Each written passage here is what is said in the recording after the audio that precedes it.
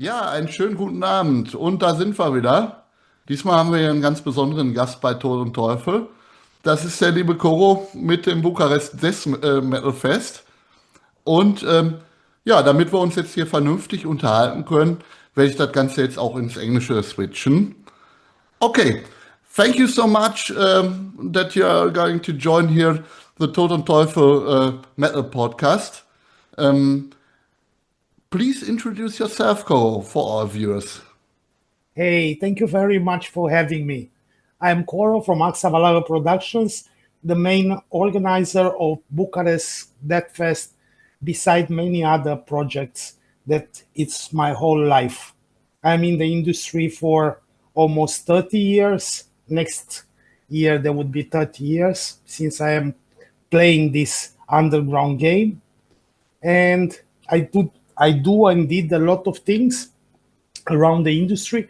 I was never talented enough to play in a band. I had my struggles as a teenager into this direction, but I quit pretty soon after I realized I am not good enough of doing this, of playing or singing. So instead of doing that, I decided to do things that I am really good and very skilled with it. I mean, doing a fanzine, organizing concerts, doing a small label, releasing tapes, CDs, organizing tours, national and international, doing tour management for a lot of bands. Actually, I am the tour manager of Incantation from the US. For already 10 years, I am their tour manager and merchandiser. So in Europe. So every time when you see the band touring, I am with them as well. Oh, that's really nice. We saw these guys last year on the Dortmund Deathfest. Yes, I was there as well.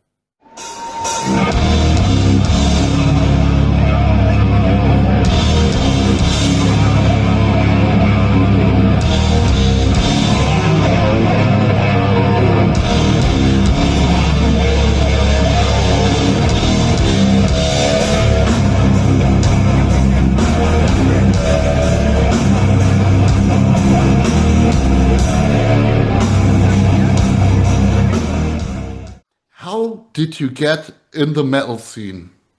You see, rock and metal music were forbidden in Romania before the fall of the Iron Curtain. Okay. So I was born in the 80s. So I spent my first 10 years of life in the communist Romania. So as soon as the borders were open and a lot of music came inside the country, everything was pretty new. And I was exactly at the right age to start listening to music, to this kind of extreme music. And I was going pretty extreme from the very beginning. Ah, okay. So, yeah. After the very first meetings, with big bands like Iron Maiden or Judas Priest or Metallica, I was like in less than half a year, I ended up going super extreme with a lot of death metal bands, black metal bands, this kind of stuff. I mean, like mainstream metal never really interested me. I'm not like a stadium concert type of guy. I really like small places, underground spirit, a lot of ethos about it. For me, it was always been like a lifestyle rather than just the music that I play from time to time.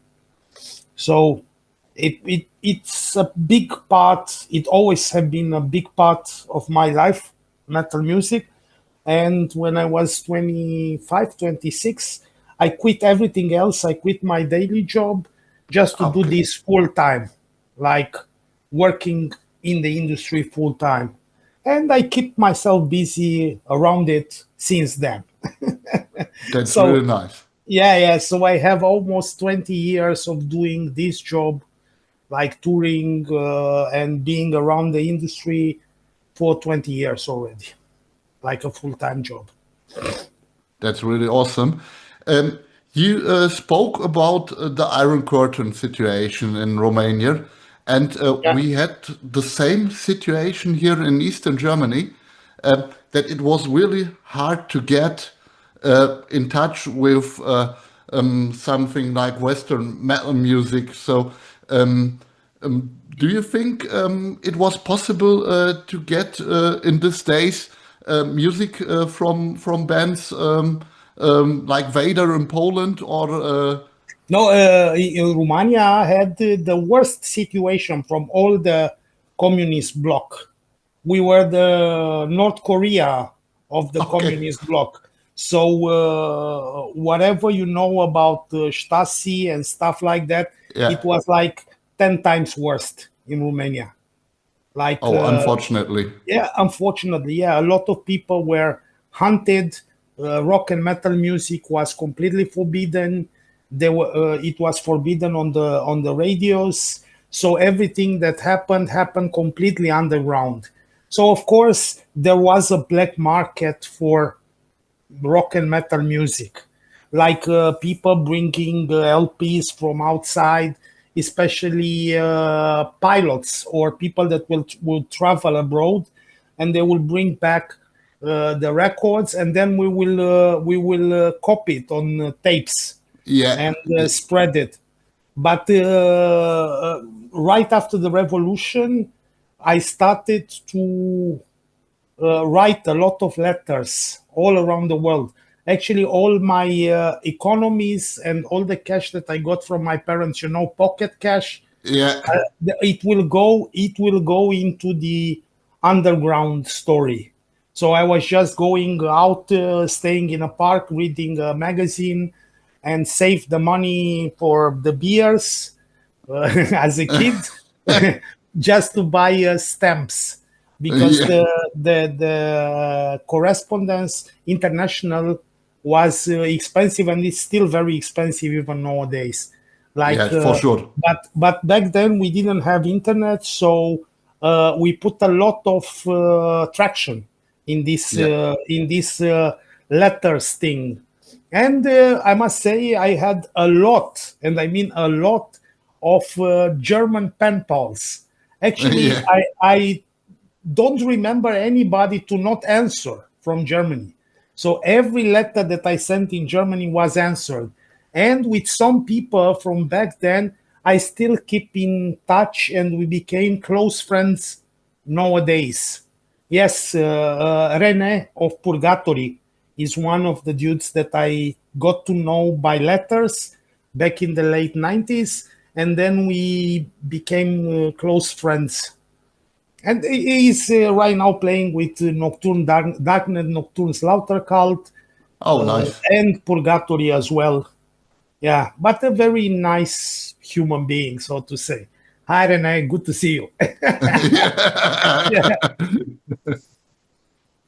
yeah. um, so you make your first connections to the metal scene with the tape trading, which It was not exactly tape trading. It was like I would buy a foreign magazine. Like, for instance, there was that magazine called from Germany. It was called Ablaze magazine. yeah, Was a black yeah, metal magazine. So of course it was in German. So since I don't speak the language, at least I could save the address of the yeah, people from there, because every review they had a home contact, so to say. So I could use that contact to write them. And most of the people, if not all the people, they answered back, sent music, we did trades. I got to know a lot of people also doing underground magazines. So for me, it was important to keep in touch. I'm coming from a very small town on the border with Bulgaria, ah, okay. and yes, actually, from the window of my parents' apartment, I can see the other side of the. I can see the other country, so to And that's say, nice. across the Danube. So it was always in that small city with 20,000 people. Actually, I got more international mailing than all the rest of the city. And I was like 16. I was 16, 17. I mean, like, if I didn't get like 20 letters per week, it was a bad week. So you needed an own post station. Yes, actually, I was also using that trick with glue on the stamps, so I can reuse them. You know, Nice. I wash them and reuse them. Yeah, because we were all poor, and I always considered that postal services should be less expensive, so more people will be able to stay in touch. Yeah.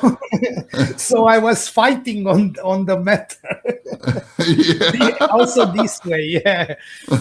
It's like when I'm thinking right now back to those days, being like in my teenage time, everything was simple, easy, and we were. I consider myself immortal. You know, like I didn't. It's that kind of moment when nothing is impossible. So you can make it. Yeah, you can make it happen if you put some heart into it. Yeah, I think so. If you're going to compare the situation in the case of metal nowadays to the days you have seen before, what do you think? Was it in the yesterdays better or? No, back then it was much more spirit about it. Yeah. It was nowadays everything is easier, and when it's easier, it doesn't mean that much any longer for the people. So I mean, like back then it was a struggle. We felt special for fighting for the music. For you cannot imagine how impatient I was when waiting for somebody to answer. Sometimes it took weeks, months.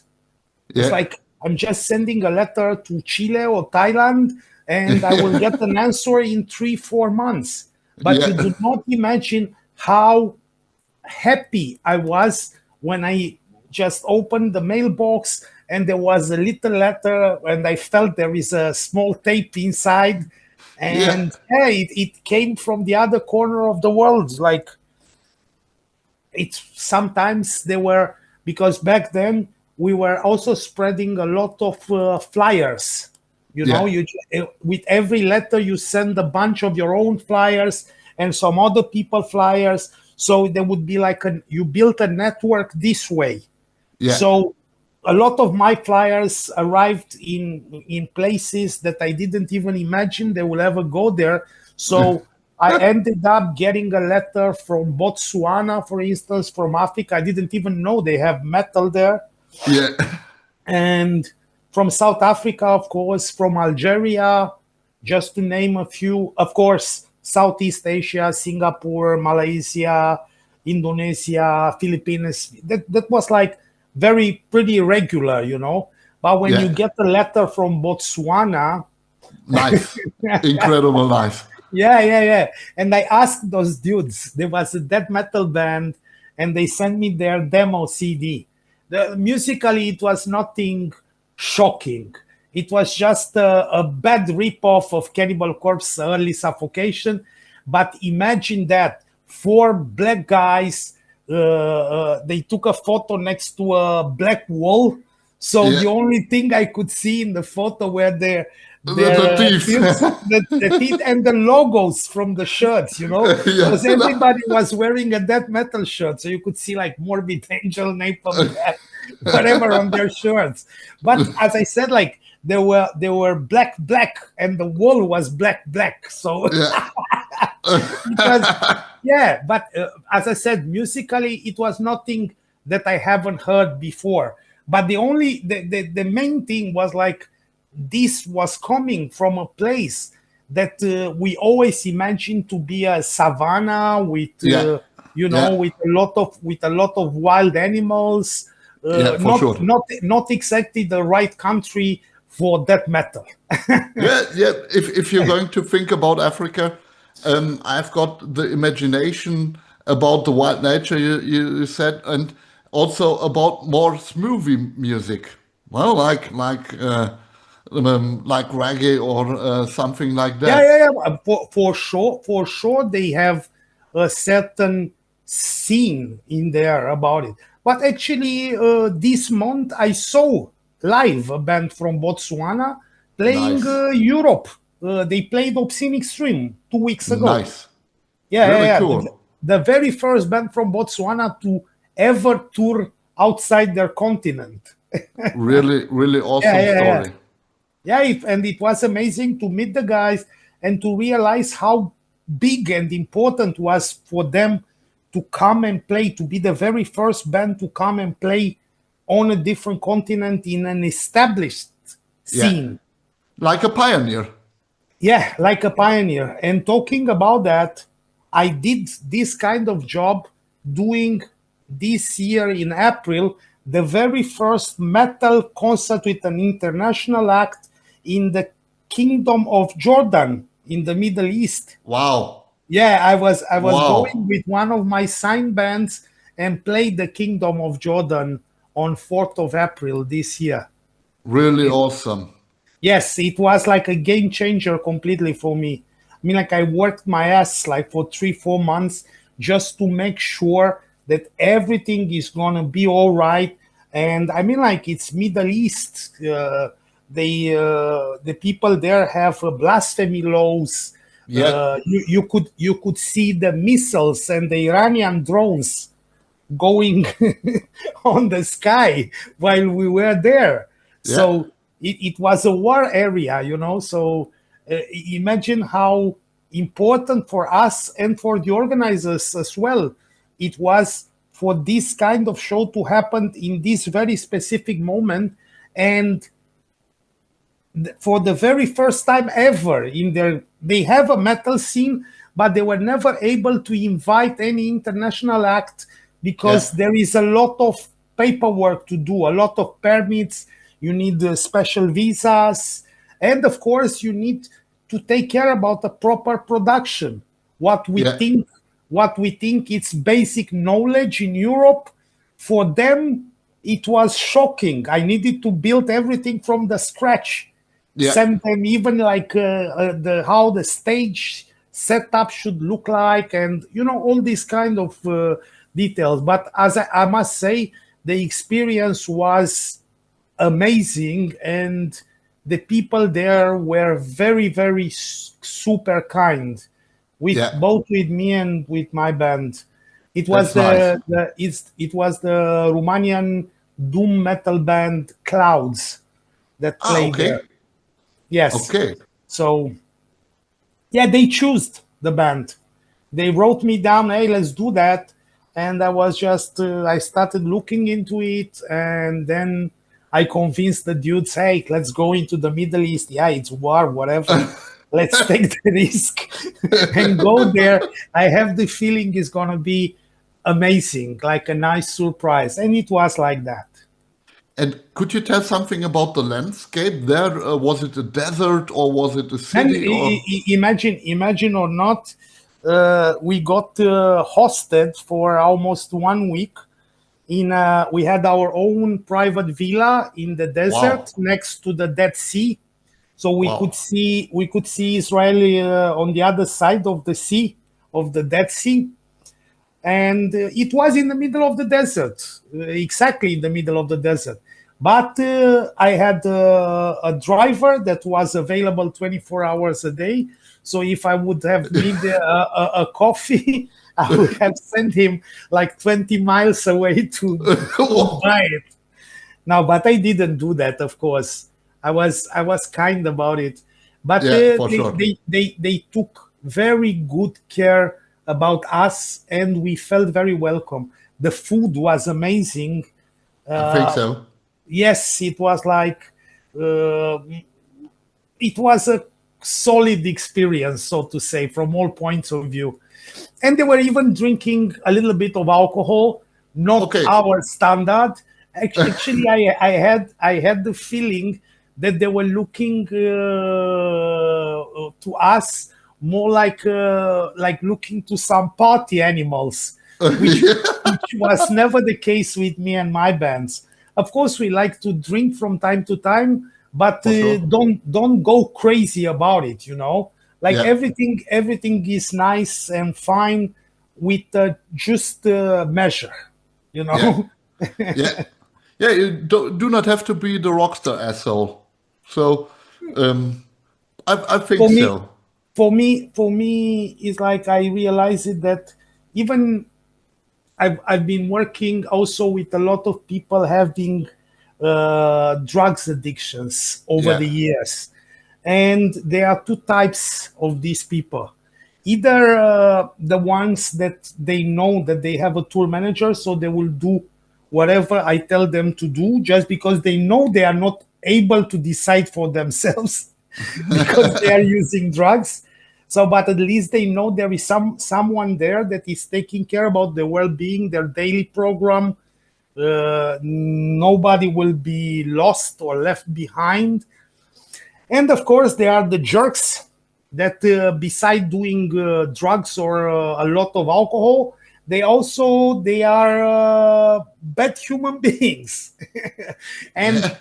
with alcohol and drugs, they become jerks. you Yeah. know you can't fight them. You need to let it go and hope for the best until the end. you know yeah, that Hopefully, they do not destroy the hotel room. it happened also. I had this kind of adventure. It's not fun when it's like I'm finishing a tour and then I'm just flying. The phone is switched off because I'm flying. So the first thing when I open my phone is like I have an email from the last promoter. And it's like I am very disappointed. Hey, what happened? Yeah, we have a hotel room destroyed. Blah blah blah. So like, yeah, okay. What can I say? I'm sorry. Invoice it to me, and that's it. What can we do about it? It was like, is the TV destroyed like Axl Rose used to do it back in the days? No, then it's fine. you know. Yeah, but it happened to me like a couple of times that I had these kind of people that would destroy hotel rooms and trash backstages. And it's like for them, they know they can go on with it, and we need to save their asses just to keep the business running. Yeah. That's how it is. It's like sometimes the worst is when you get disappointed by the people that you care the most. So you would expect they will come and tell you if they have something wrong going on. Yeah.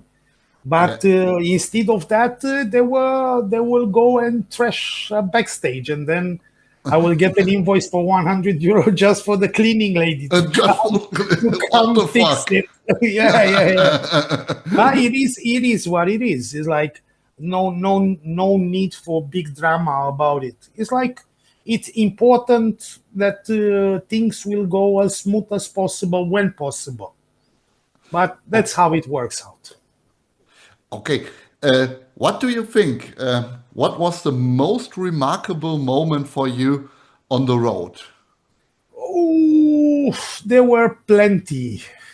It's like actually the most remarkable things with me didn't happen on the road, but it happened when I decided to quit anything else and do this as a main job.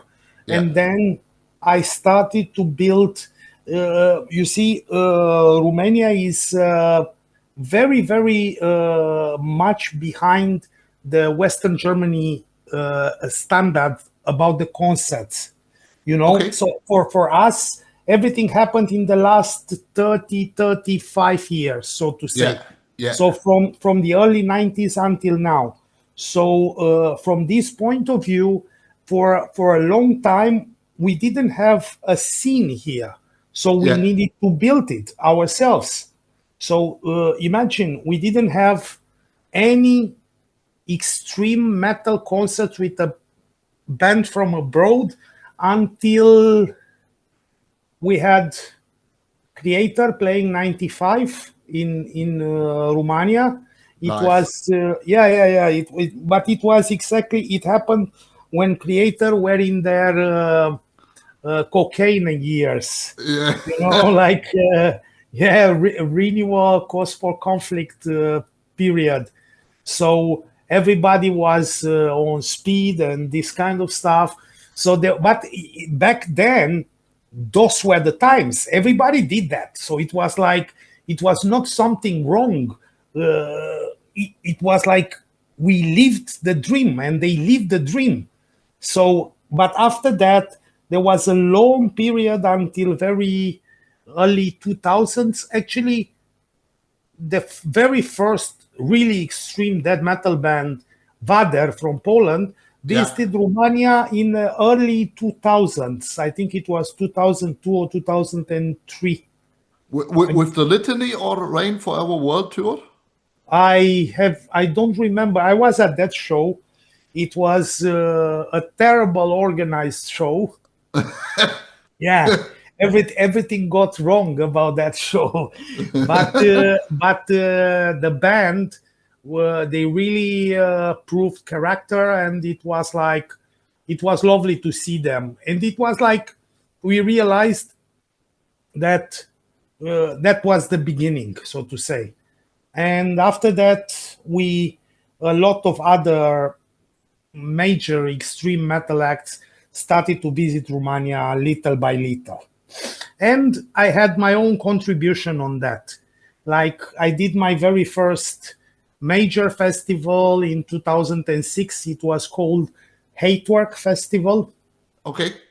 Yeah, I was ripping the name off from a Morbid Angel song.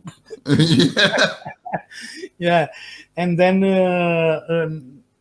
a couple of years later, I did another festival that was called November to Dismember, and we did 2 editions. We lost a lot of money with that one, and and then in 2015, when we were supposed to do the 3rd edition and to finally make it work, a terrible tragedy happened in Romania. I don't know if you are familiar with that, but there was a life club that burned down, and Yeah, 64 I read people, about it. yes, 64 people died either in the fire or because of the severe burnings afterwards. A lot of them were my friends. Oh, So shit. it was, Sorry for that. even the stage manager of November to Dismember festival died in the fire. So it was terrible for me to understand that we need to do it now, and to do it for the best, to not to not delay things to happen, because it's only one life that we have, and let's use it properly. Yeah, in the for best sure. in the best way. So I didn't, it was a collective trauma for the local scene. A lot of people refused to come to the concerts because the venues were not safe. And also I got bankrupt with my festival because my venue didn't have the legal papers for against fires. Nobody thought that something like that would something like such a big tragedy will happen ever, but it happened, and we need to live with it. Yeah, that's how it moved on in here. And after that, we are building little by little. Like right now, Bucharest Deathfest, it happens in the best venue that we have in Romania, and most probably is the best venue of the whole Balkan area. Like, Nice. yes, it's a venue for 1,000 people, Okay. with an inner courtyard. that we always use it, like a smoking area, and also for the people to chill out in there. And my festival happens in the first weekend of March all the time, so it's pretty cold outside. But Yeah.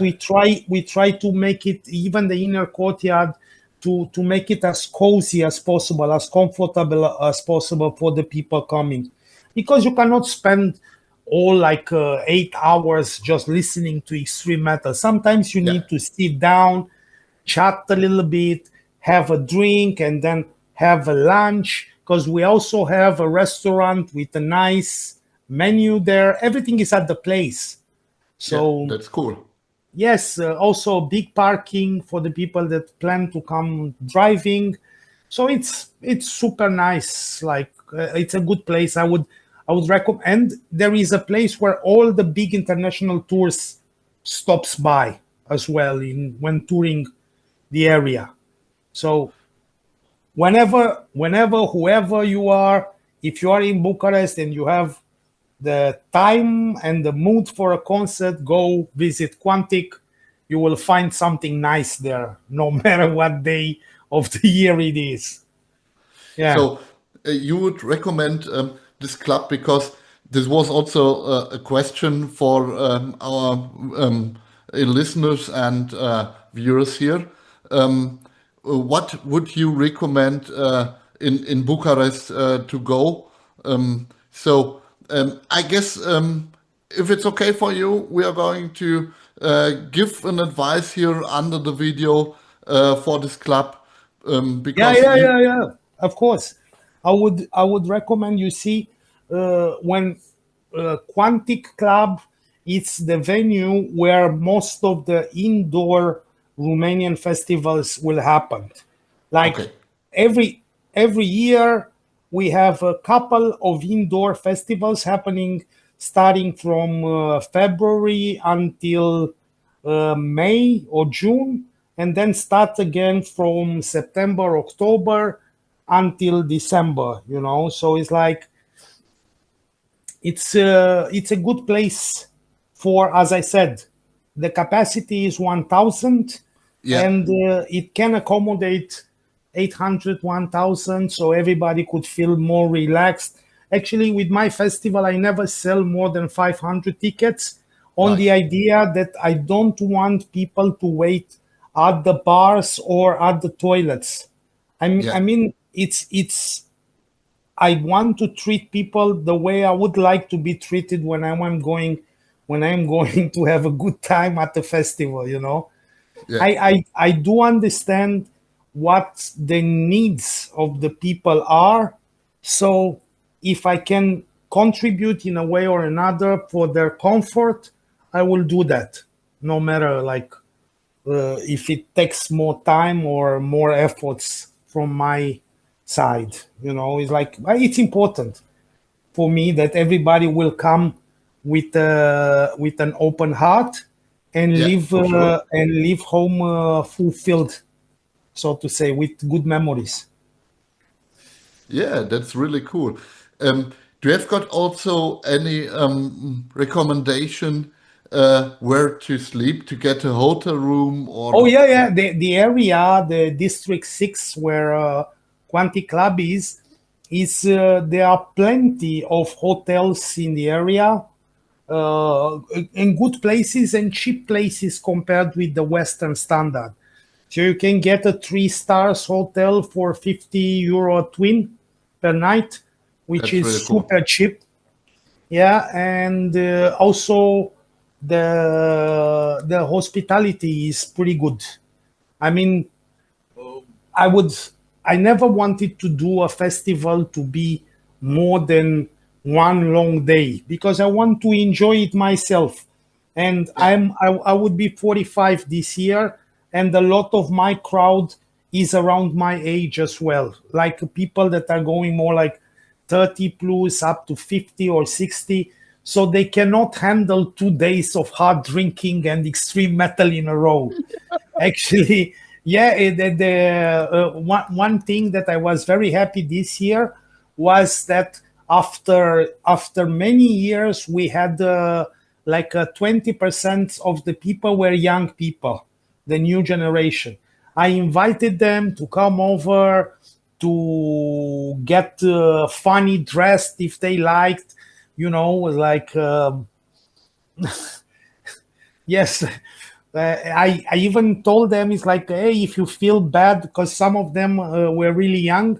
So I said, like, if you feel bad about coming with your parents, you don't need to come with all your parents. You just get one dad with 5 little boys, and you just come all together. We will have a drink with the father, and you have your fun. That's nice. Yeah, and it proved to work, and the kids enjoy it, and I was happy that they are these kids that are coming from the new generation, and they think deathcore is the most brutal thing that ever happened Yeah. in their lives, and then they end up at my festival when they really understand what brutal death metal is all about, and slam brutal death and the grindcore, and you know Yeah. and they get a lot of I mean, like, I saw they are enthusiastic, they are happy about it, For and sure. then I recognize the t-shirts around the city, the t-shirts with my festival or with the bands that played my festival. So it's pretty cool. You just realize, because you cannot meet each and every one of them, but you can recognize them afterwards that they've been there. Yeah, that's so cool. Home, because my home is where my heart is. Yeah. So since I travel a lot, not nowadays, not as much as I used to do when I was younger, but because there were some heavy years when I've been in tour a lot. And I mean a lot. Like I remember there was one year when I was 8 months or something like that in tour. Like Wow. yeah. Out of 12 months from that year, more than 8 months I was on the road. But it's To, not a good memory, because I ended up being okay. burned out, and lost all my friends, and lost my relationship back then, and I wasn't happy. You know, Okay. I Okay. saw the world. Worked with some of the biggest bands at that time, like MTV bands doing stadium shows, but it wasn't what I was looking for. It was just a shortcut in my career. So when I realized that I'm not happy with it, I just came back to what I like to do the most, with extreme metal bands, playing clubs, not huge stadium shows, not big arena, Yeah. more like a cozy. Sometimes it's very difficult, especially for young musicians. Tonight you play a venue that is 5,000 people with a festival happening there, and the day after is a cold shower. You play for 100 people in a Yeah. small basement, but you need to project your dreams according to the realities. So if the people would understand what's going on, they would end up being happy with it. Yeah. Or if not, they will quit. Yeah, for sure. Yeah, that's how it always has been in this industry. Let's talk about the Bucharest Deathfest. Yeah, that's the Um, reason we are here. yeah, Thank for you. sure. Because you're such a nice person. That's the point why we going to have got such a nice conversation. And you have seen so much things on the road, I think. And but there was a time when you thought to come back and to make something special for the underground in Romania and for your own city. And No, the point was like, I realized it, there is no time to wait, especially after we used to do that fest as a small event, initially in the countryside in Transylvania, and then we moved it to Bucharest because both organizers, both me and the other guy, my associate Dan, were moving here. And we initially it was a completely total underground event, only with small local bands, and then we will have a tour with international bands going on, and then we will end up putting that festival together with a tour package and some good local bands going on. That was like how it started before the pandemic. Then it was the forced shutdown with the pandemic, yeah, and we decided that we will do a pandemic edition of the festival. And we are very happy that we did that, because most probably that was the moment when we realized it, we need to go on and move it one step further with this project, like going into producing a bigger festival, one per yeah, year, but bigger with better numbers, not just a local type of thing, but with a more international lineup. So that's how, after we did the Bucharest Deathfest, the pandemic edition, that ended up being sold out in those circumstances, with people keeping the distance and wearing masks and stuff like that, and sitting down.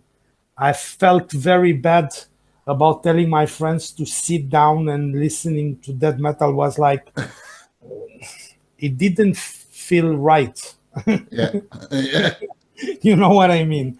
But those were the times. There were troubled times, and we needed to handle it the best way possible. So that's how we did that. And after that, as soon as all the complications were finished with the pandemic, we started to do the festival like with a big major lineup, with a big headliner. We had in 2023 we had Vomitory coming wow, and headlining the festival. Yeah, that was a big thing. And then the next year I bring Benighted and Hate wow, to I like yeah them all. yeah. It's and for for this year, as I said, we bring your country mates from Flesh Crawl this year, and next year we will have this harmonic orchestra from Austria to headline, and I will announce another headliner that I'm negotiating with it right now. So We there need. will be a big surprise. I wouldn't say a big surprise, because I won't buy the biggest name on the market. In my thing in the local scene is to bring interesting bands that they didn't have the chance to play Romania before. Yeah, So I'm not looking for the biggest or more the biggest band on the market or whatever. There is enough people that will have the right budgets to afford that. I want to for keep sure. my event more underground. It needs to be affordable, because out of all the festivals in Romania, Bucharest Deathfest is the cheapest. It's the most affordable one for everybody to be able to come over and enjoy it. Also the local people. It's especially done for the Romanian audience and for the audience from the countries nearby, because we have a lot of people coming from Moldova, and also a lot of people coming from Bulgaria. Bulgaria Nice. is very close to Bucharest. At least the countryside is for a lot of Bulgarian fans. It's easier and more affordable to come to Bucharest than to go to their own capital in Sofia to see shows. The Oh, distance is closer. I didn't Yeah. know. Yes, the first big city in Bulgaria, it's only 70 kilometers away from Bucharest. So it's 1 hour of driving. So we have plenty of people. Like not this year, I think we had around 40, 50 Bulgarians that came at the Nice, festival. nice. Yes. If the German viewers want to go to your festival and they're going to have a flight, maybe to I would, land. there are plenty of cheap flights from Germany, from a lot of German cities Yeah, coming to Bucharest. And I think if I never counted, but I think there are more than 20 up to 30 flights, daily flights, yeah, each yeah, and every day from all the major German cities to Bucharest. And flights are cheap. There are a lot of low-cost company that yeah. will fly, Ryan and Wizz Air and Wizz Air, I East. saw them from Yeah, yeah, yeah. Dortmund Airport direct to Bucharest. Yes. Actually, I used that flight as well. Ah, okay, okay. Yes, I used that flight the morning after Dortmund Deathfest last year. Yes, because I did with Incantation 7 major festivals in only 1 week and a half. So usually we drive by van, but the distance was too heavy to cover, even with a day off in between. So I rather prefer to fly from Dortmund to Romania, and then the van will drive after us with all the equipment, Yeah, just to not spend time like driving 2,000 kilometers and get everybody tired, pissed. yeah, yeah. Insane distance, really. Yes, but for people that want to have a good time and start their festival season with a good festival, Yeah, not a big one, but a good one for a good time, Bucharest Death Fest is a good recommendation. It's only one day, one very long day. We start in the late afternoon and finish after midnight. There are 9 bands altogether, 9 different bands from different countries. Actually, we will have in 2026, we will also have the very first band coming from another continent. We will have wow, a Mexican band, coming to play into Cygnus from Mexico City.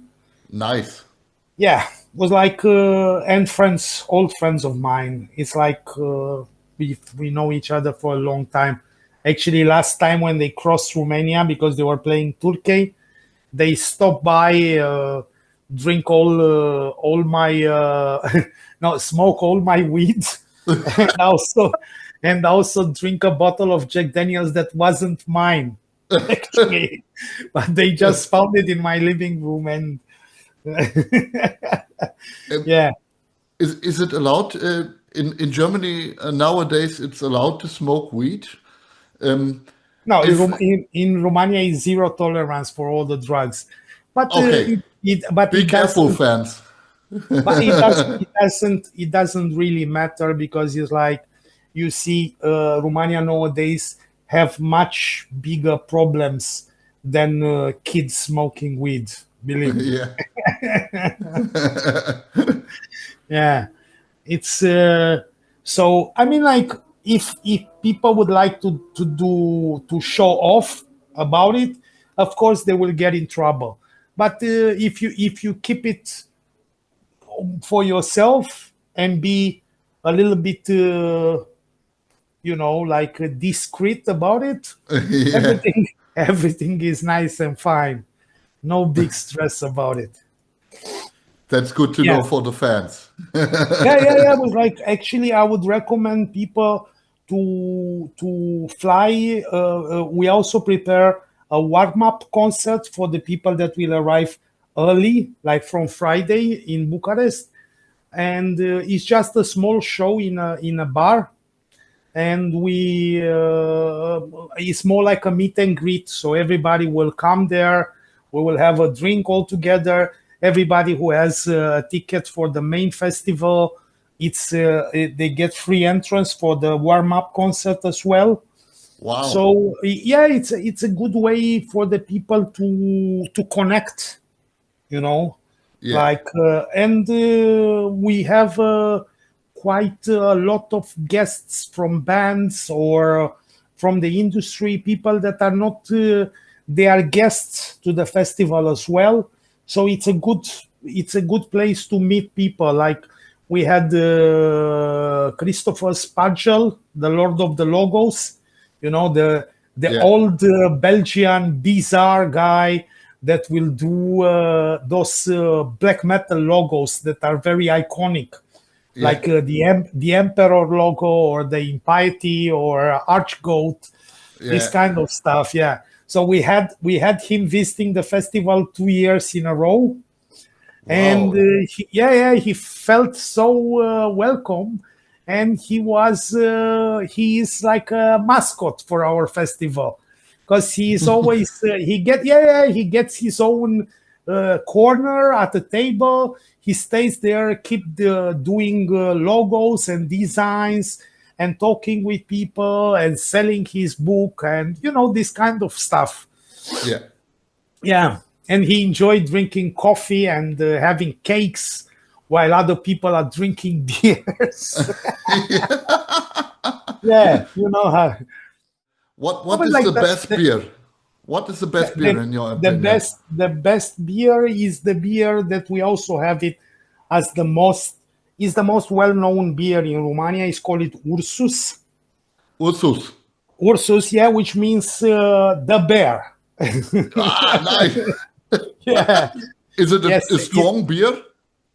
No, it's a regular Pilsner beer that is like around 5. So do not imagine anything strong. And I mean, compared with the German, Belgian, or Czech standards, Romania is still, how you say it, like miles in the back. We are not as good and we don't have so many options. But Ursus is also they also distribute Pilsner Urquell in Romania, and that's actually the official beer of my festival. So nice. Yes, so for everybody that is very, very into beer drinking, we offer them the best beer on the market, the Czech premium beer. Sure. Yeah. So from this point of view, and we also have the Quantic offers a large variety of long drinks, cocktails, shots, all this kind of stuff. I mean, like everything is at the place, and compared with the Western standards on prices, Romania is pretty cheap when drinking in the bars. Nice. So it's like, we even have an offer that is for groups that you if you order 5 beers at once, you only pay 4. That's a good deal. Yeah, I know. That's a really good deal. And the people are getting very enthusiastic about it. They are always, they walk around in 5 pieces, and each one of them will order another round, like, the bad thing is like they start to drink so early in the afternoon that a couple of them, they will end up deadly drunk before the headliner will go on stage. And then they will complain to me the day after or the days after. Say like, no, you need to start later on because I lost half of the lineup because of drinking. Say like, yeah, man, but what can we do about it? It's like we need to have a good time. Yeah. So that's the point. But as I said, we also have a lot of traditional alcohol, moonshine, because in Okay. Romania it's still legal to prepare your own alcohol, and we Yeah. make a big thing out of it. It's also Yeah. a good bond, a good social bond, just to put people together. Like Yeah. we use the opportunity to distillate alcohol every late summer, for instance, just to put the family all together. We use the opportunity just to meet all together, like me, my sister, my parents. We get all together there just to get the alcohol from the fruits and to do a Nice. grill as well and to spend time with the family and other dear people, like it's important. Yeah. And we also like to share our own alcohol. We are pretty proud about it. Yeah. Yes. Actually, I have a friend of mine, a university teacher from Dresden, and he just bought a house in Transylvania a couple of years ago. And we learned him how to become a typical Romanian. So I told him, it's like one of the first thing that you need to do is to buy your own machine to distillate alcohol. 'Cause Yeah. yeah, How to be a Romanian. Yeah. yeah, how to be a Romanian. That's one of the things that you really need to do it if you have a little bit of respect for yourself. So it's like, of course, we usually our machines are pretty big. Like my machine, for instance, is like for 200 liters. Wow. But for him, we recommended him to buy a small one. Just for like a 50 liters. Yeah. Yes. And right now, I think he is doing it more often than I do it. Right now, yeah, hey, he just returned to Transylvania a couple of days ago, and just to do that, and also he's organizing. His house is in a village, in a German village next to Okay. Hermannstadt Yeah. in Transylvania. So it's a German, old Schwabish and Saxonian community, Yeah. like Yeah. from back of the days of the Austro-Hungarian Empire. So they there are a lot of German ethnics living there. So they welcomed him and his family very nice, and he's how you call it, like he wants to be a model citizen, so he's going and he's paying his taxes. He's the first one to do that, like in the community. And he started to rebuild the house he bought, just to keep, but also to keep it the German way, like a house from the 19th century, but with Yeah. all. In German, it's going to be called Fachwerkhaus.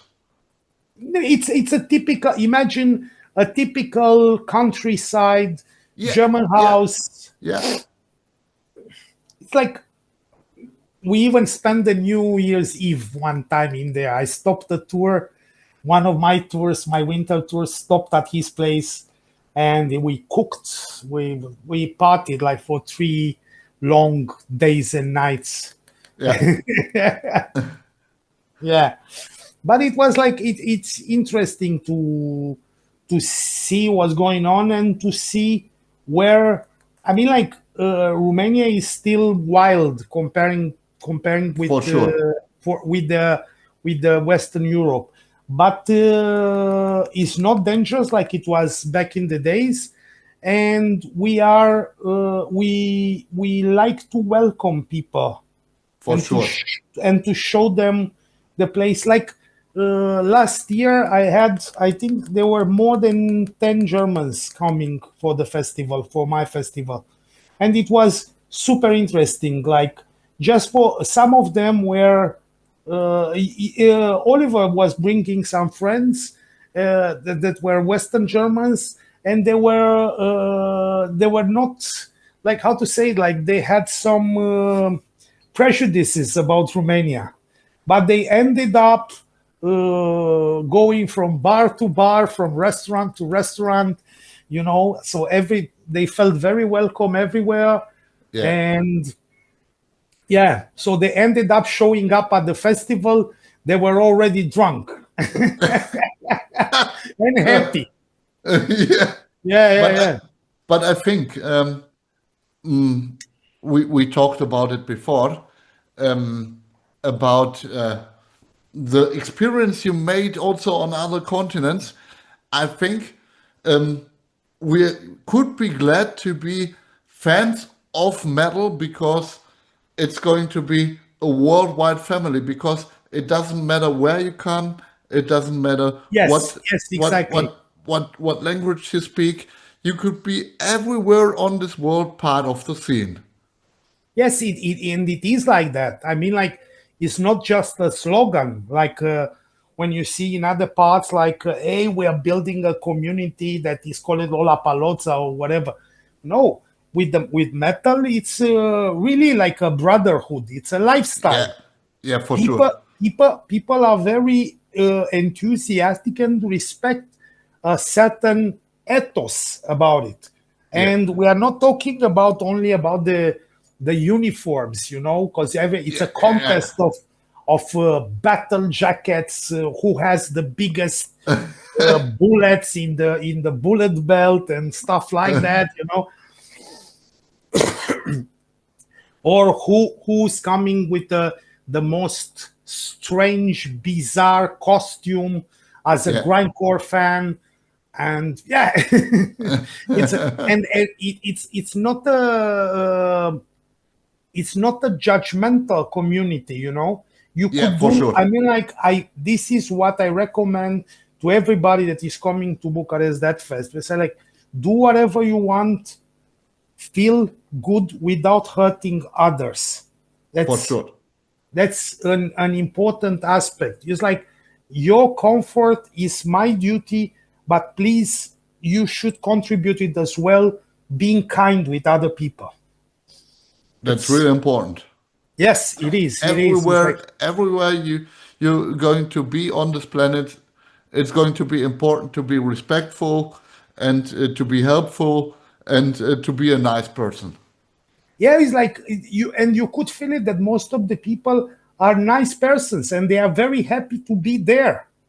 Like, Yeah, hey, like, even we even had people that they happened to be in town, for different reasons. So they ended up at the festival. You say, like, whoa, what a beautiful way to spend the weekend here. We didn't even imagine that this thing could be possible in Romania, like, because there is no real infrastructure for that. And I mean, like, and it's too far from everywhere, like, yeah, yeah. But it doesn't really matter how far it is. So it's like, we do it Western standard, and we expect people to have a good time. That's the whole idea about it. Not yeah, It's like a cozy little meeting of people from all around the world and having a good time in Bucharest, just to start the festival season nice and fine in Bucharest, in the Wild East. yeah.